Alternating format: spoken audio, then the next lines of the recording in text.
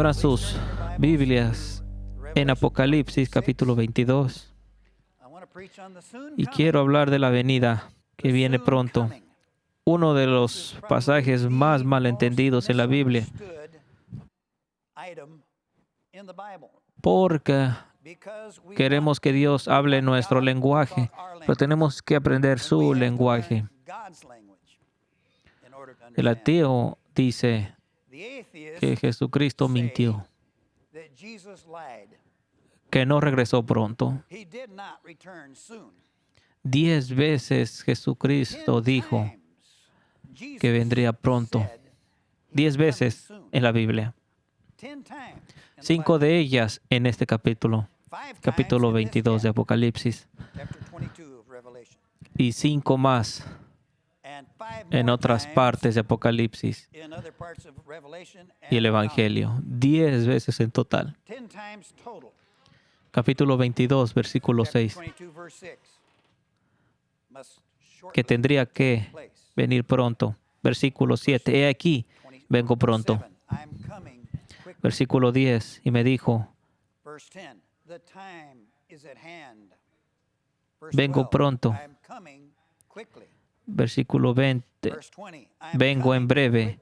Capítulo 1, versículo 1. Las cosas que tomarán parte pronto. El tiempo está cercano. Capítulo 3, 11. Mirad que vengo pronto. También tenemos Mateo 24. Ciertamente les digo, esta generación no pasará hasta que todas estas cosas tomen parte. Esto es algo directo, no es simbólico, no es una metáfora. El contexto no lo dice. También en capítulo 23, versículo 36 de Mateo, ciertamente te digo, todas estas cosas pasarán en esta generación. ¿Cuándo? Lee el contexto. Oh, Jerusalén, Jerusalén, que matas a los profetas. Tu desolación viene pronto en esta generación. No esta generación, esa generación. Tenemos que leerlo en la perspectiva que lo escucharon ahí mismo. ¿Y para quién era escrito Apocalipsis? A las 7 iglesias de Asia. ¿Qué significaba esto para ellos? No que significara nada, sino lo que dice directamente. Los apóstoles también dijeron que vendría pronto. Y déjame darte algunos versículos. Santiago 5:9. La venida del Señor es pronto. El juez a la puerta. Pedro 4:7. Las cosas y su fin pronto. Directo. Discurso claro, no figurativo. Pablo diciendo el presente y sus formas de este mundo pasarán. Una vez más, Pablo diciendo, el día está a la vuelta. Romanos 13:12. Una vez más, Pablo diciendo que el final de la era ha llegado en tiempo presente. Ahora, 1 de Corintios 10:11. Pablo diciendo una vez más, la consumación de las edades han llegado. Hebreos 9:26. Ahora, quisieron decir los apóstoles, Jesucristo, que la segunda venida estaba cerca. ¿La segunda venida? Evidentemente no, porque no vino pronto. La segunda venida no vino pronto. El fin del mundo no vino. El fin de la iglesia no vino. ¿Qué vino? La consumación de las edades vino. El final del Antiguo Testamento vino. Ahora, Si ellos quisieron decir que la segunda venida era pronto, ¿estaban en lo correcto? ¿Vino? Si pensaban esto, estaban en lo incorrecto. La segunda venida no llegó pronto.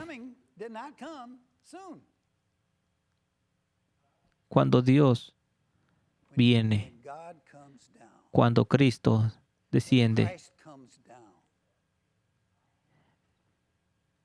es una visitación divina.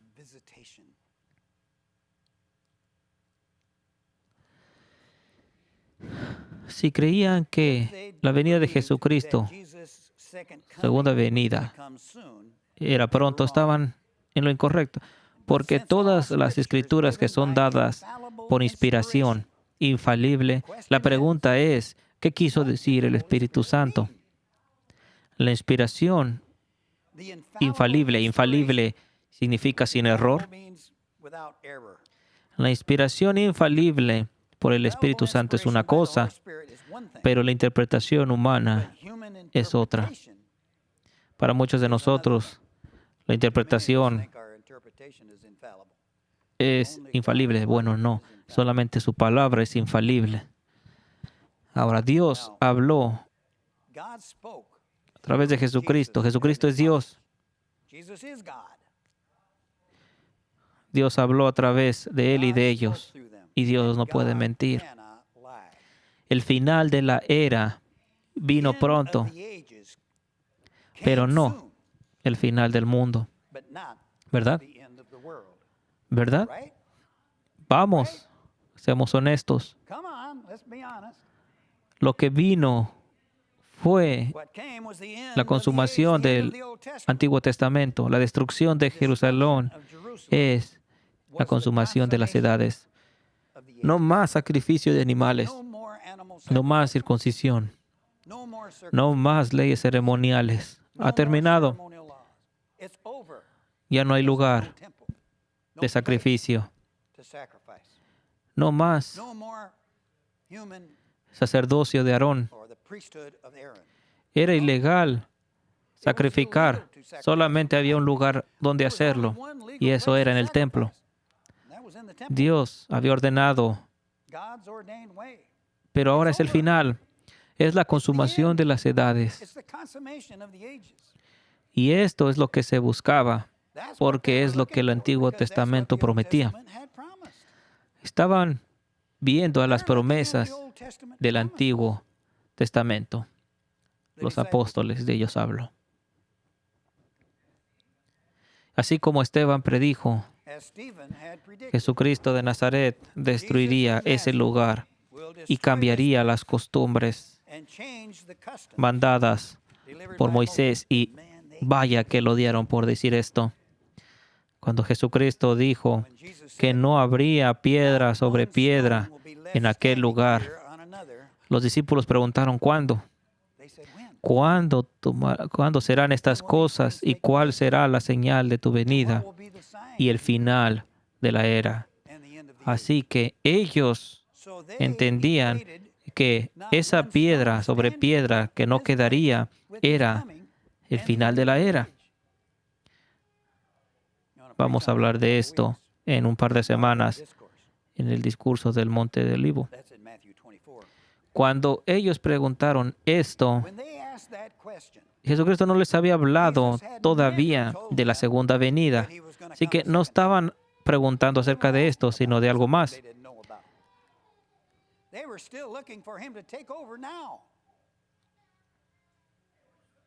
Estaban buscando acerca de otra cosa, un trono glorioso y la destrucción del templo y destruir a Nerón. De eso estaban hablando, eso es lo que esperaban, de eso preguntaban. Ahora,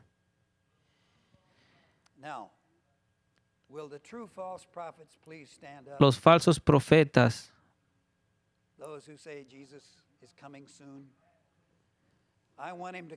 se levantarían. Habría un nacionalismo. Ven, Jesús. cambia esta nación, convierte a la gente como lo has hecho en el pasado y lo ha hecho muchas veces.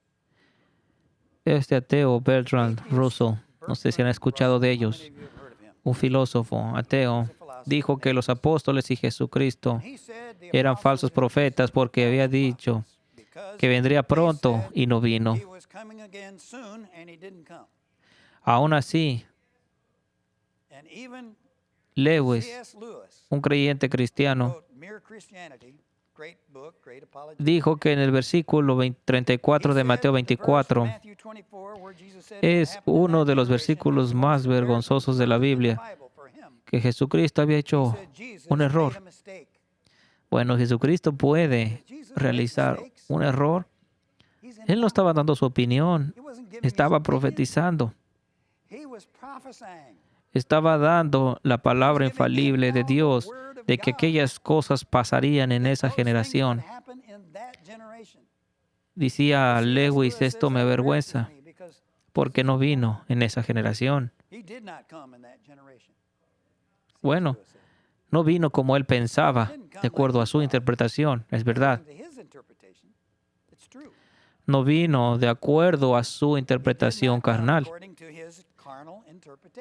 Y dice la palabra que la carne de nada aprovecha.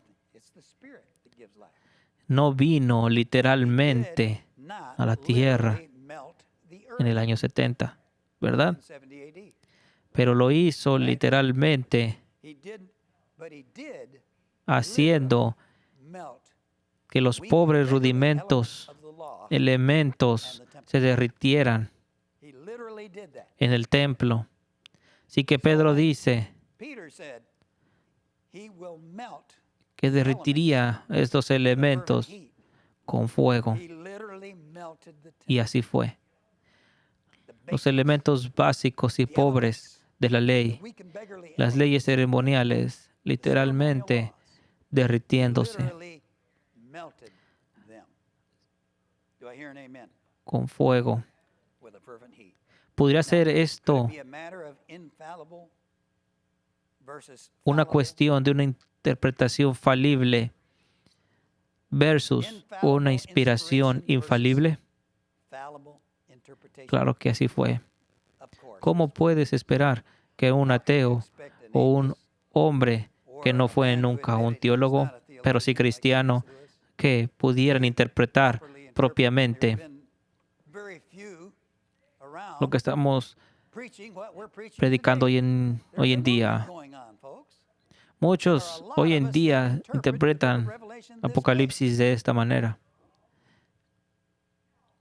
Y muchos de ellos calvinistas, muchos de ellos reformados, muchos de ellos postmilenialistas. Así que tenemos una opción.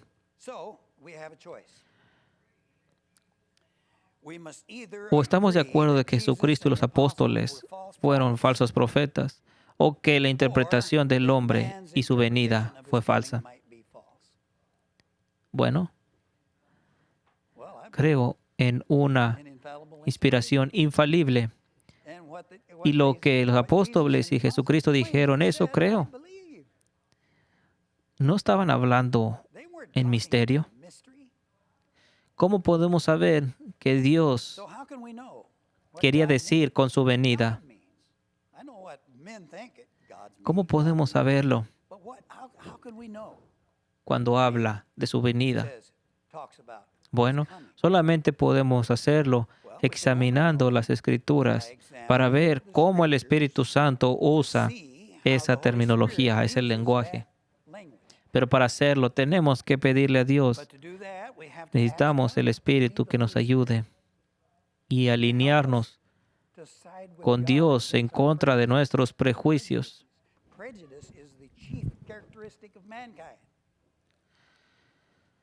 Podemos predicar acerca de esto bastante. Solamente ve cualquier nueva idea que viene.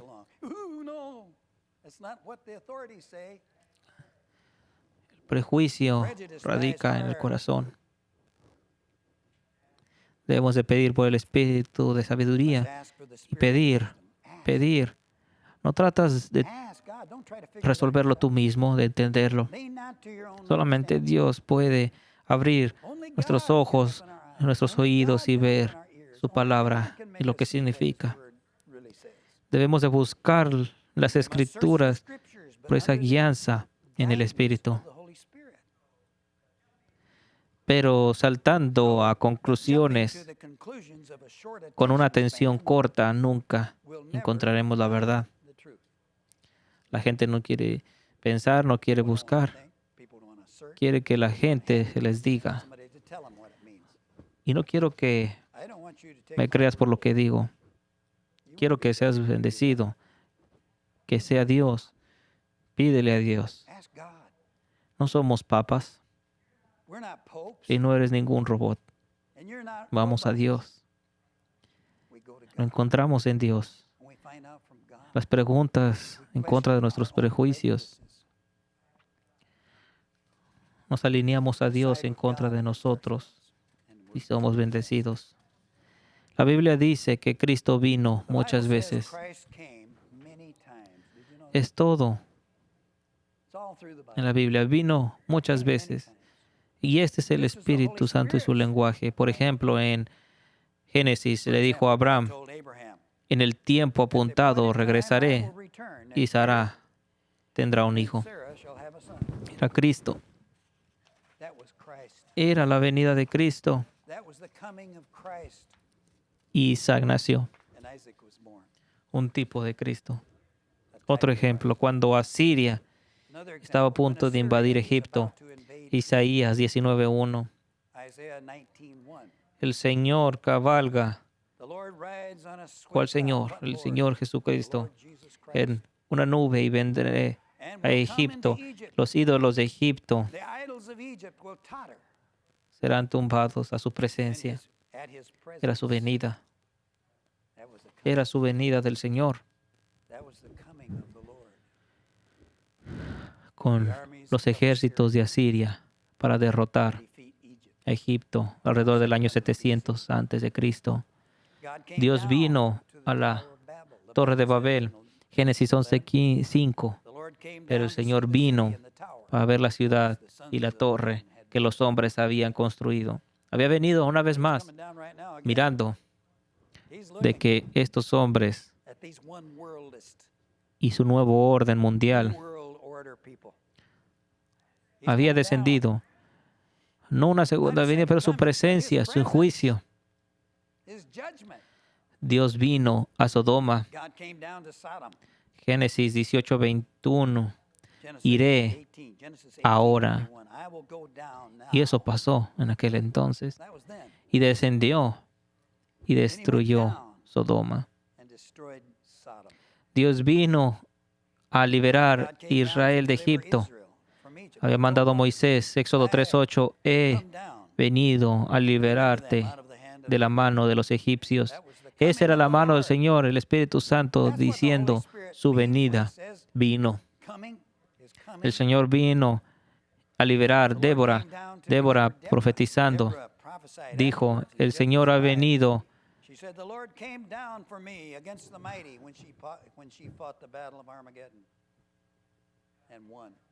Dios vino para liberar a David de Saúl y sus enemigos. Salmos 18:9. Vino con oscuridad debajo de sus pies para libertar a David de sus enemigos. ¿Puedes verlo? Que tenemos que cambiar nuestra manera de pensar y ajustarnos al Espíritu Santo y sus maneras. Amén. El Señor vino y derrotó a Siria en los tiempos de Isaías. Isaías 31:4. El Señor de los ejércitos vendrán para pelear en monte Sión y mató a miles y miles de asirios. Era la venida del Señor. El Señor de los ejércitos vendría y así fue. Vino en el monte Sión, Jerusalén. Ahora, la destrucción de Jerusalén en el año 70 era su venida. Jesús llama a su venida, pero las cosas que pronto tomarán lugar. Desde que su segunda venida no pasó pronto, su venida debe entonces significar algo más que solamente su segunda venida. Tenemos que salirnos de esa interpretación carnal y pensar los pensamientos donde Dios demuestra su interpretación. Debe de significar cuando los asirios invadieron Egipto. Algo parecido. Mirad, el Señor viene en una nube y los ídolos de Egipto temblaban ante su presencia. Matthew Henry dice que su venida, Matthew Henry, puritano, estudioso, dice que destruiría Jerusalén era un tipo y sombra de su venida final. Y con una interpretación más a fondo, noten lo que Jesucristo dice en este capítulo 22. No selles este libro. Juan le dice a Juan, no selles. Y sellar es cerrar. No dejes que la gente entienda. No lo hagas. Ábrelo. Déjalo no sellado. Dice, versículo 10, no selles la palabra de esta profecía. ¿Por qué? ¿Qué razón da?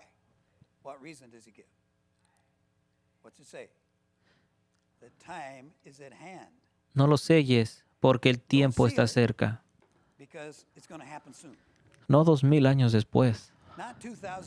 Pronto. Si esto fue escrito alrededor del 64, que era la persecución de Nerón, en el año 64, 6 años antes que el año 70. ¿Okay? Ahora, esto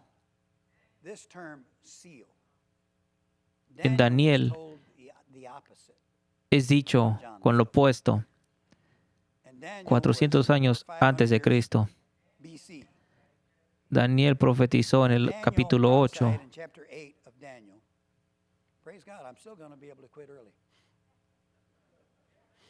En el capítulo 8 de Daniel, Daniel profetizó que Alejandro el Grande, vendría. Y Antíoco también vendría y desalojaría el templo. Lo profetizó mucho tiempo atrás, 300, 400 años. Y Dios les dice, sella el libro. Lo opuesto a lo que le dice a Juan. ¿Y cuál es la respuesta, la razón?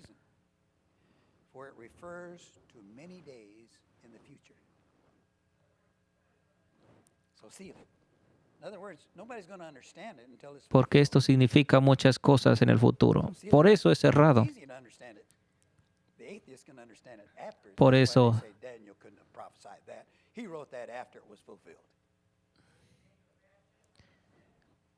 pero pasó así como Dios había profetizado. De Grecia vendría este hombre, un cuerno, y aplastaría al príncipe de Persia, Alejandro el Grande. Alejandro a sus 30 había conquistado el mundo. Es un león. Y dice, este cuerno será tumbado.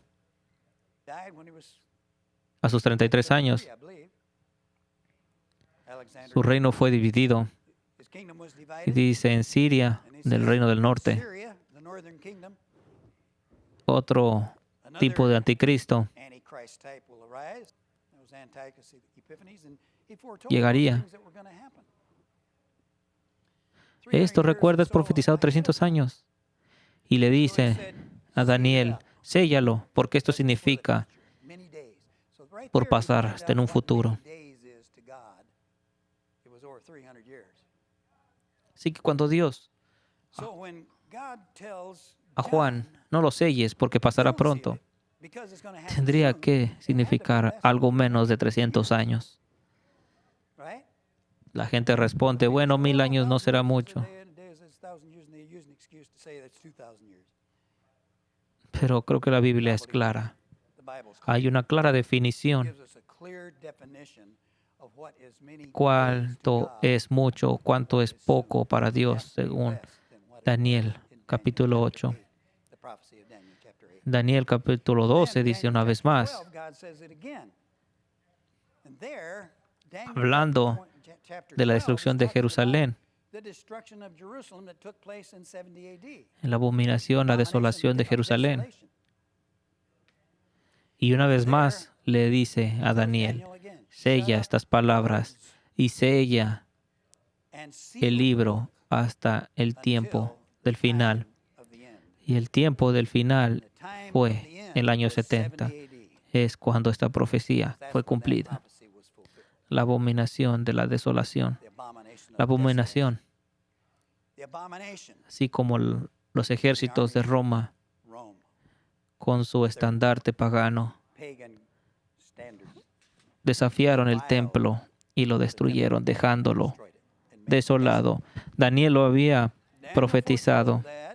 Capítulo 9, capítulo 12. Y el día viene. En unas semanas estaremos hablando de Daniel. Porque no podemos entender el capítulo de Apocalipsis sin entender primero Daniel. Así que parece que Jesucristo cambia el tema de su venida. Porque vamos a leer versículo 16. Dice, yo soy la estrella resplandeciente de la mañana. Yo soy la estrella resplandeciente de la mañana. ¿Qué tiene que ver esto con su venida? La estrella resplandeciente, cuando te levantas muy temprano, solía ir a la isla del Padre a limpiar ventanas. En la noche, y cuando me acercaba, el sol empezaba a levantarse y había una estrella, la estrella del este, que es Venus.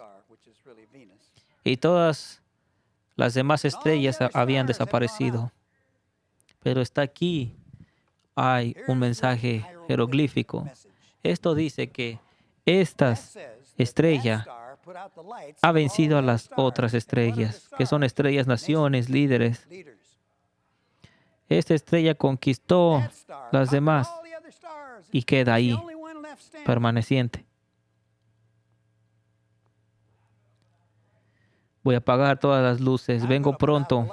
Estas cosas vendrán pronto. Así que apaga la luz del falso profeta, del dragón. Y apagará la luz de cada nación desde que ha ascendido a su trono, al anciano de días.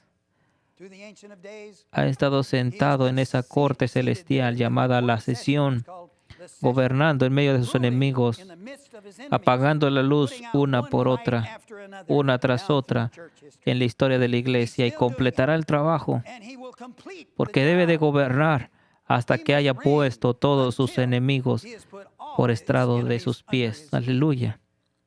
Eso es lo que la historia muestra. De eso se trata el cristianismo. Jerusalén tenía que irse, Jesús tendría que irse para que el santo sea manifestado. Destruiré este lugar y lo reconstruiré en 3 días. Y no solamente el templo de su cuerpo, sino aquel templo. Le dirán a este monte donde estaba el templo, sea removido y lanzado al mar. Y así pasó. Fue lanzado a un mar de gentiles. Primero a los judíos pero también al griego. Amén. Esto es un requisito legal. ¿Por qué me pregunta, por qué predico esto del año 70? Bueno, porque la Biblia lo habla todo el tiempo.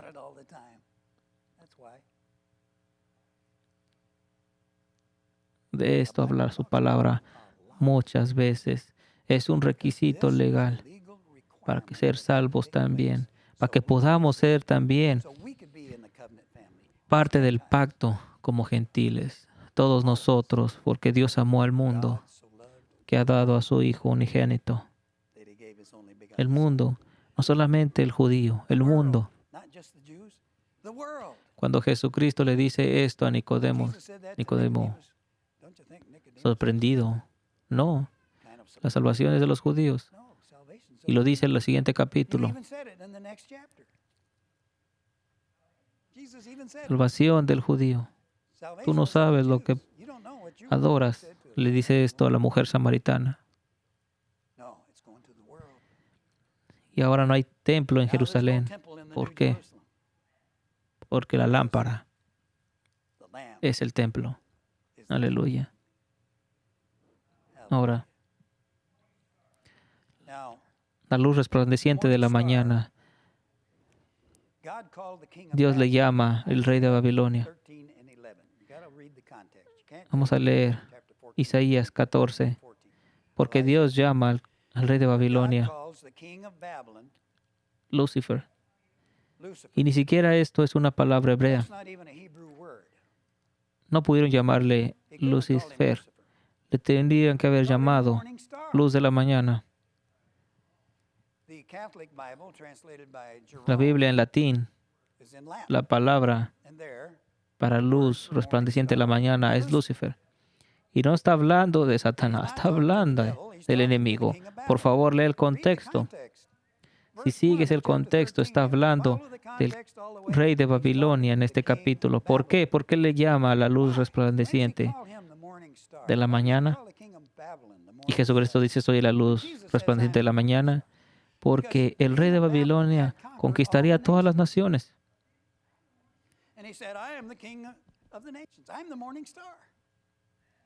Pero entonces,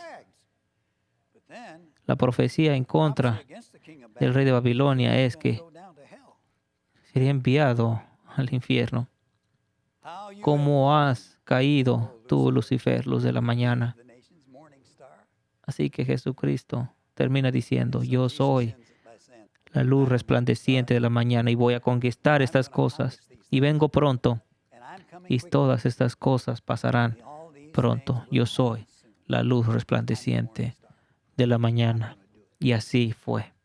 Y lo hizo. Así que para el año 70, Jesucristo, la luz resplandeciente de la mañana, conquistó el dragón, la bestia y el falso profeta. Y esto es prueba de que Él continuará conquistando cada estrella en los cielos, una por una, hasta que el sol de justicia llegue con sanidad en sus alas. Y esto incluirá nuestros problemas de ahora. Así que mira para adelante, mira para arriba, tu redención.